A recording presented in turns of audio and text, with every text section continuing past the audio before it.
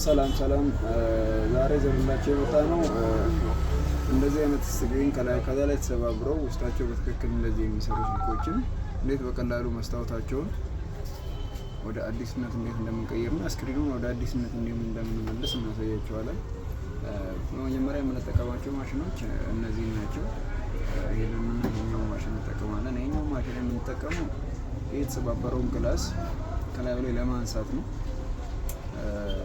በሁለተኛ ደረጃ የምንጠቀመው ደግሞ ይሄኛው ነው። ይሄኛው ደግሞ ከለጠፍን በኋላ ንፋሶቹን ማሽኑ አማካኝነት በዚህ ኮምፕሬሰር አማካኝነት ስቦ ያወጣል ነው እና ወደ ስራው ነው እንግባ።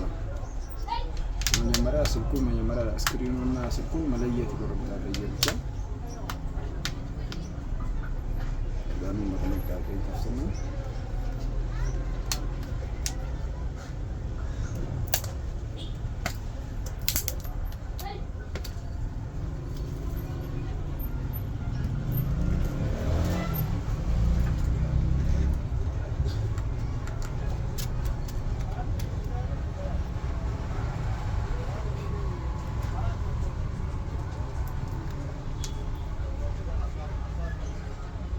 Step one.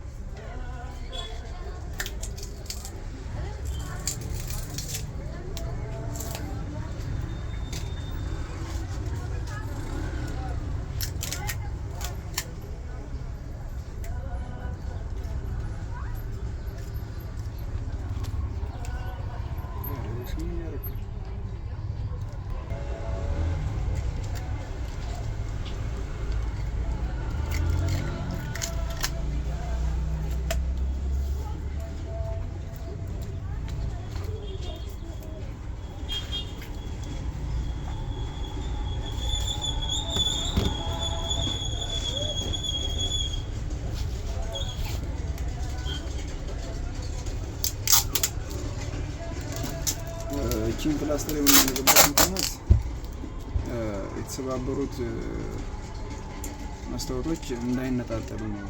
ተለያይ አንድ ላይ ሆኖ እንዲነሳ ማለት ነው።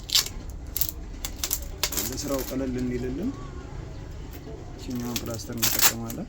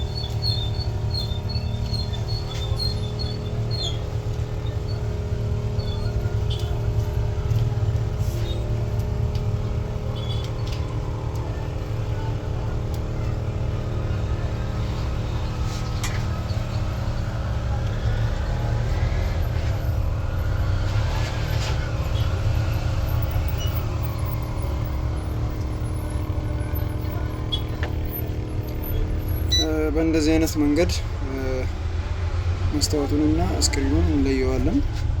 ከዛ ያው እዚህ ላይ ያሉ ቆሻሻዎች ይቀራሉ። እሷን የምናጸዳበት አንዲት ማሽን አለች።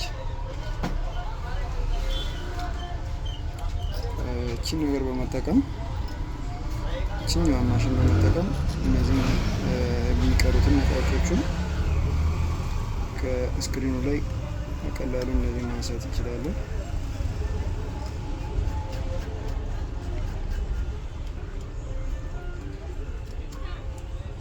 ይህ ነገር በደንብ ካልተጸዳ ያው መስታወቱን መለጠፍ አንችልም ማለት ነው። ገብቷችኋል? ስለዚህ ይህን እንደዚህ እንለጥፋለን፣ እናጠፋለን።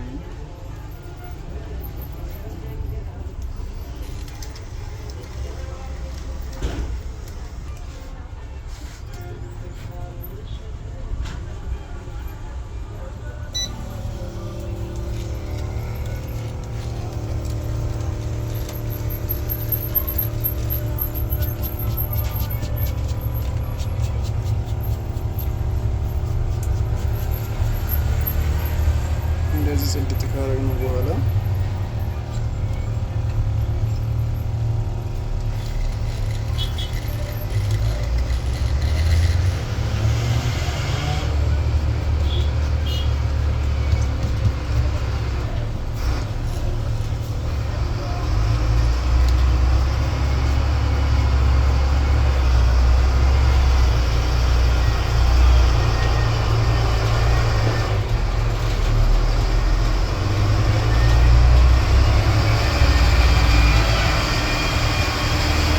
መስራቱ ካረጋገጥን በኋላ ስልኩን በድጋሚ ቼክ ማድረግ ይኖርብናል።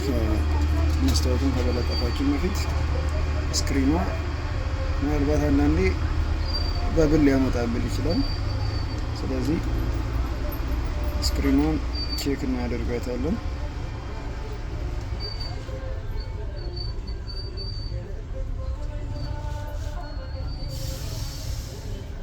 እንደምታዩት ስክሪናችን በትክክል ሰርቷል ማለት ነው።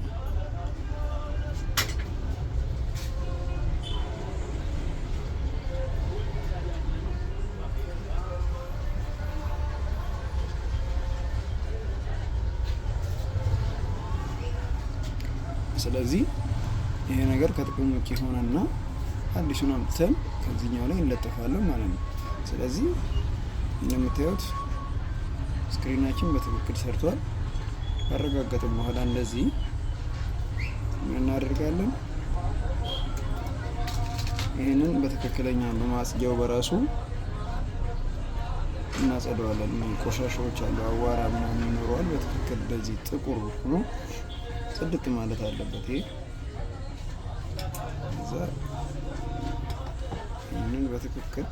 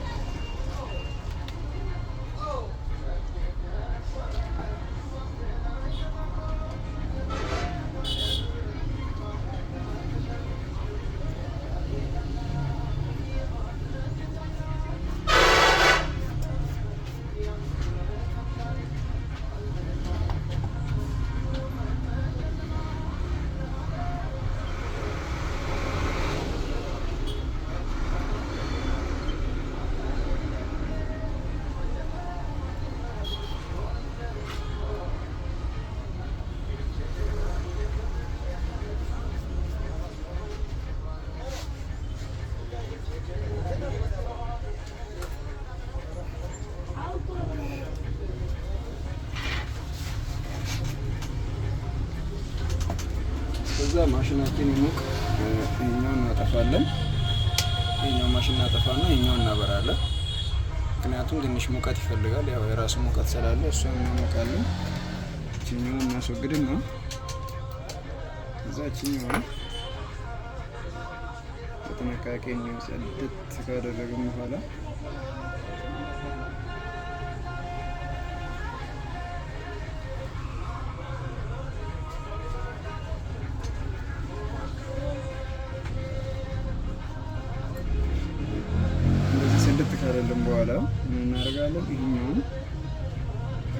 ትከፍትላታለች። እሷን በጥንቃቄ እንዲከላጥናት በኋላ ከዚህ ከላይኛው ስትሬት እናስገባታለን። እችኛውን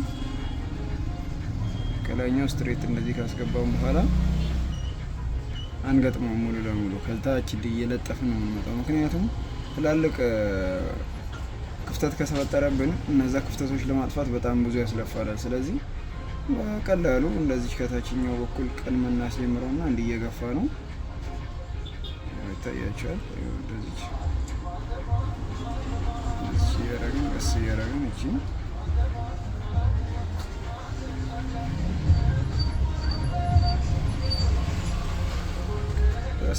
ስትሬት መያዝ አለብን። እዚህ ጋር ከጀርባ ስትሬት እኩል እንደዚህ መያዝ አለብን፣ ምክንያቱም ስክሪኑን ይሻፍፍብናል አለበለዚያ። ስለዚህ ይህንን በጥንቃቄ እንደዚህ እንለጥፋለን።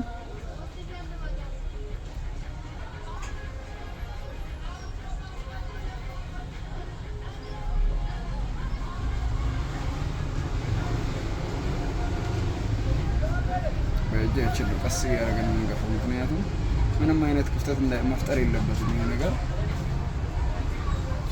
ቀስ አድርገን ነው እዚህ ጋር ደገፍ አድርገን ከዚህ መፍራት እንችላለን።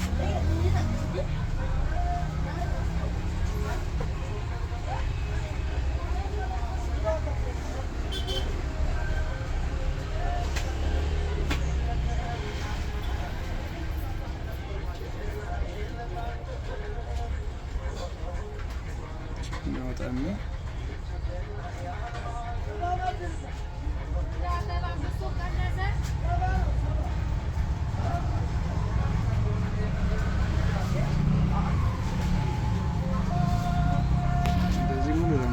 ከወጣን በኋላ የተወሰኑ ትንሽ በብሎች ስለሚኖሩ ይህንን ነው በማሽን የምናወጣው ማለት ነው። እነዚህ እንደ አዲስ ስክሪን የሚያደርግልን ይሄ ማሽን ነው። ስለዚህ ይሄ ማሽን ያው ከ30 በላይ ከሆነ አሪፍ አድርጎ ይሰራልናል። 43 ደርሶልናል። 43 ከደረሰልን ስክሪናችንን በጥንቃቄ እዚህ ውስጥ እናስገባለን። መግባቱ ካረጋገጥን በኋላ ሎክ እናደርጋለን። ከዛ ኮምፕሬሰራችን መብራት አለበት። ኮምፕሬሰራችንን ካበራን በኋላ ደቂቃ እዚህ ላይ ይሰጠናል። ደቂቃዋ እዚህ ላይ ይሰጠናል። 10 ደቂቃ ይሰጠናል። እኛ ስታርት እንገባለን። ከዛ አሁን 1 ደቂቃ ብሎ መቁጠር ጀምሯል። ስለዚህ 1 ደቂቃዋ ቢያንስ እስከ 5 ደቂቃ መቆየት አለበት። ቢያንስ ነው እሱ ራሱ ግን እንደ ስክሪኑ ይለያያል። ይሄ 5 ደቂቃ ይበቃዋል። 5 ደቂቃ ከቆየ በኋላ አውጥተን እስቲ ሪዛልቱን የምናየው ይሆናል። ለአንደኛ ደቂቃ ላይ ነው ትንሽ የምታገሱ 5 ደቂቃ። ይሄ ኮምፕሬሰር ጥቅሙ ንፋሱን አምቆ በማውጣት ከሙቀቱ ጋር በመሆን እነዛን መብሎች ያጠፋልናል። ስለዚህ ይሄ ስራ በጣም አዋጭ ስራ ነው። ምክንያቱም ይሄ ከስክሪን ከመቀየር ጋር የሚያገናኘው ነገር የለም። አንደኛ የእቃዎቹም የነዚህ ማሽኖች ትንሽ ውድም ቢሆኑ አንዴ ነው የምንገዛቸው። የሚበላሹም ነገር የሚያልቅ ነገር የላቸውም። እኛ እኚህን ኦካ ግላሶችን ብቻ እየገዛን በመቅጠም ሌላ ነገር ምንም አይነት ወጪ ሳናወጣ ስክሪናችንን ወደ ነበረበት መመለስ እንችላለን እና ስለዚህ ማሽን መጠየቅ የምትፈልጉት ነገር ካለ ማወቅ የምትፈልጉት ነገር ካለ እኛም መጠየቅ ትችላላችሁ። ስለሌላ የጥገና ስራዎችም እኛም መጠየቅ ይችላሉ። ያው እንተጋገዛለን። ያው ጥገና ደግሞ አንድ አይደለም፣ ብዙ አይነት ነገር ነው ያለው። አሁን ይሄንን እቃ ገዝታችሁ ብቻ ልምድ ብቻ ኖሯችሁ ይሄን እቃ ገዝታችሁ ብቻ ስራችሁ መስራት ይችላል። ሌላ ነገር ሳትሰሩ ኦካ ግላስ ብቻ መቀየር ብቻ ብትሰሩ አዋጭ ስራ ነው። ምክንያቱም ብዙ ቦታ እየተሰራበት አይደለም፣ ልምድ ይፈልጋል። ትልቅ ልምድ ባይሆንም ያው አሁን እንዳሳየዋችሁ ያክል ትንሽ ልምድም ቢሆን ይፈልጋል። ስለዚህ ይሄን ደግሞ በማስተዋል ያው ስራ የሌላችሁ ሰዎች የተወሰነ ወጪ አሁን ገበያ ላይ ባለው ሁኔታ እስከ 60-70 ሺህ ብር ያስወጣ ነው ከበዛ እሱ ራሱ እና እነዚህ የምንገዛቸው 250 300 ከበዛ ነው የምንገዛቸው። እነዚህ ደግሞ ያው ቢያንስ እንደየስልኩ ይለያያሉ፣ ግን በቃ ሲበዛ አንዳንዴ ኤጅ ስልኮች ሲሆኑ ናቸው ከፍ የሚሉት እንጂ ወጪው ብዙ አይደለም። ወጪ አንዴ ነው የምናወጣው ለማሽኖቹ፣ ሌላው ቀላል ወጪ ነው። እና እቺኛዋ ማሽን አለች፣ ቅድም አላሳየኋችሁም። እቺኛዋ ማሽን አለች እስከ 3500 እስከ 4000 ብር ነው። እቺ መጠቅለያ ናት። የቅድሟ እንዳልኳችሁ ቆሻሻዎቹን እዚህ ላይ በመጠቅለል እናጸዳበታለን። ይሄ ያው እንትን አለው የምናሽከረክርበት ስፒድ አለው ከ1 እስከ 4 አለው እና ሆሪዞንታል እና ቨርቲካል አለው። ወደ ይሄ እንደምታዩት ይኸው እዚህ ላይ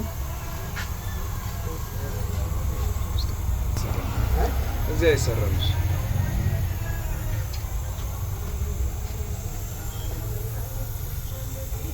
እና ይሄን ይመስላል። እና እስቲ 4ኛ ደቂቃ ላይ ደርሷል። 1 ደቂቃ ነው የሚቀረን። ሌላ መጠየቅ የምትፈልጉት ነገር ካለ ጠይቁ። ቻናላችንን ሰብስክራይብ በማድረግ እና ቪዲዮን እንደዚሁ ሙሉ በማየት ራሳችሁ ተጠቃሚ ሆኑ፣ እኛንም ጎን ለጎን ያግዙን እና ሲነታገስ ትንሽ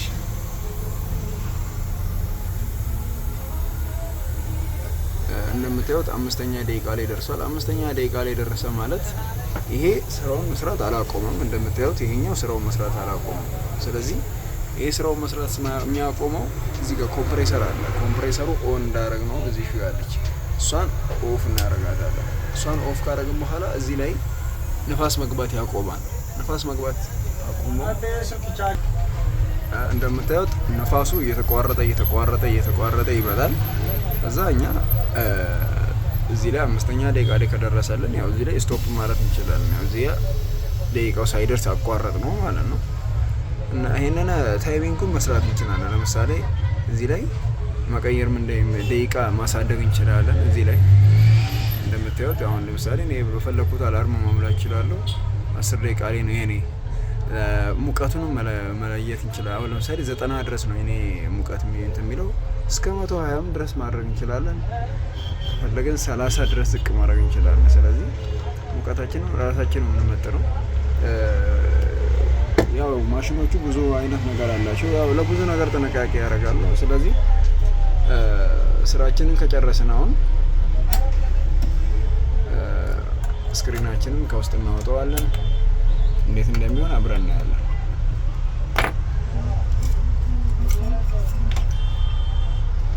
እንደምታዩት ስክሪኑ ጽድት ብሏል።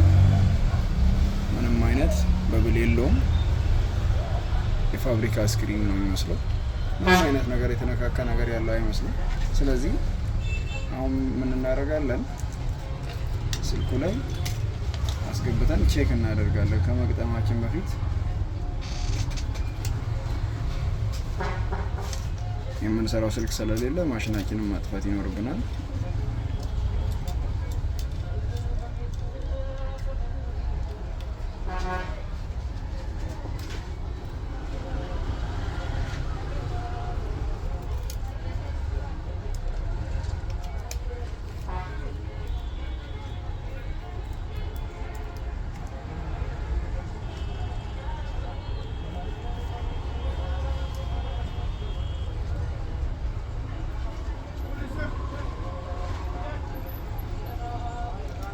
እንደምታዩት ስልካችን ከፍቷል። ወደ አዲስነት ቀይረነዋል። ይሄ ስልክ እንደምታዩት ወደ አዲስነት ነው የተቀየረው። ምክንያቱም ይሄ አንደኛ የፋብሪካ ነው ስክሪኑ፣ ምንም አይነት ሪስክ የለውም። ሁለተኛ እንደምታዩት ስክሪናችን ወደ ፋብሪካነት ተመልሷል። ስለዚህ እንደምታዩት ይሄ አንደኛ እንዳልኳችሁ የፋብሪካ ኦሪጂናል ስክሪን ሳይነካካ ስክሪኑን ወደ አዲስነት ነው የተመለሰው። ምክንያቱም ምንም አይነት ሪስክ የለውም፣ ምንም አይነት ስታክ የለም። ኦሪጂናል ስክሪን ነው። በቃ መስታወቷ እንደ ግላስ ነው የሚቀየረው፣ እንደ ግላስ ነው። በቃ እንደ ግላስ ነው። ምንም አይነት ሪስክ የሌለው ነገር ነው። ያው እንደምታዩት ታቻችን በትክክል ይሰራል። ኢመርጀንሲ ላይ ገብተንም ቁጥሮቻችን በትክክል ይሰራሉ። ስለዚህ ይሄ ስክሪን በትክክል ቀይረዋል ማለት ነው። ይሄ ይሄን ይመስላል የመጨረሻ ሪዛልቱ እና ይህን ነገር ማወቅ የምትፈልጉ መማር የምትፈልጉ ሰዎች አናግሩን። ለዛሬ ቪዲዮ ይሄን ይመስላል። ስትከታተሉ እናመሰግናለን። ቸርን ሰንብቱ።